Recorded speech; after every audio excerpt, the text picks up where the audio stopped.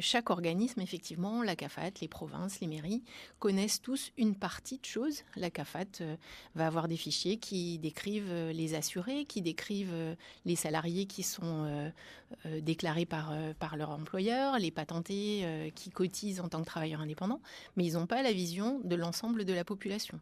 Les mairies, elles vont avoir les logements qui sont abonnés à la collecte des ordures ménagères, elles vont avoir peut-être les enfants qui sont à la cantine ou à la garderie de l'école, mais c'est tout. Et les provinces, elles vont avoir les enfants qui ont fait des demandes de bourse scolaire, qui ont fait des demandes d'aide sociale, mais ils n'auront pas la vision complète de l'ensemble de la population.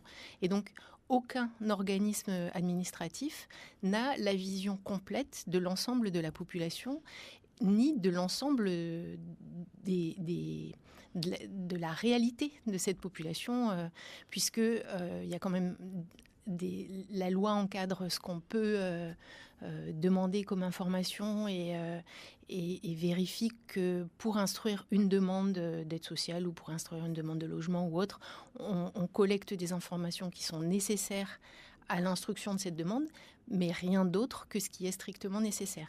Donc en fait, chacun a ce qui lui est nécessaire pour instruire son activité, mais pas la vision globale.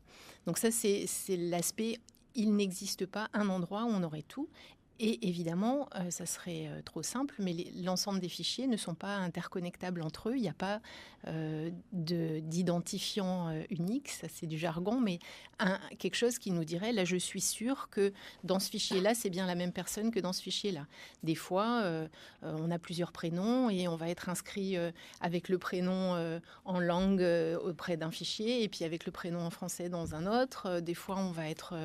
les services fiscaux, par exemple, enregistre les déclarations d'impôts, mais on peut faire une déclaration d'impôt en tant que mari et femme dans une même déclaration, mais il peut y avoir des déclarations séparées aussi quand on n'est pas conjoint marié. Donc, reconstituer un foyer à partir des déclarations d'impôts, c'est aussi très compliqué. Donc, bref, c'est compliqué d'avoir la vision complète de l'ensemble des informations. Quand on peut le faire sur certaines exploitations, on utilise des fichiers administratifs et quand on peut éviter une enquête, évidemment qu'on évite une enquête parce qu'effectivement c'est cher, c'est complexe pour nous en termes d'organisation, c'est lourd et puis c'est aussi complexe pour les ménages qui doivent nous accueillir, nous répondre. Donc à chaque fois qu'on peut l'éviter, on l'évite. Et c'est le dernier élément, c'est que une enquête comme ça, le recensement, c'est une enquête nationale. Chaque enquête nationale passe devant le comité de l'information statistique qui doit examiner les objectifs. Est-ce que ce qu'on déploie comme question, comme moyen pour répondre à l'objectif est proportionné, est adapté, est méthodologiquement rigoureux, etc. Et est-ce qu'on n'a pas une autre manière de répondre à l'objectif qu'en faisant cette enquête? Et donc si, oui, c'est utile, oui, c'est proportionné, oui, on n'a pas d'autre solution pour obtenir les informations dont on a besoin, alors oui, on déclare que cette enquête a le droit de se tenir. Et c'est ça qui lui confère ensuite son caractère obligatoire, c'est que on a vérifié qu'on ne pouvait pas faire autrement, que c'était proportionné, que la façon dont on allait poser les questions était respectueuse et pas intrusive, qu'on allait sécuriser l'information collectée, etc. Et c'est ça qui fait qui donne ensuite le caractère obligatoire à la question.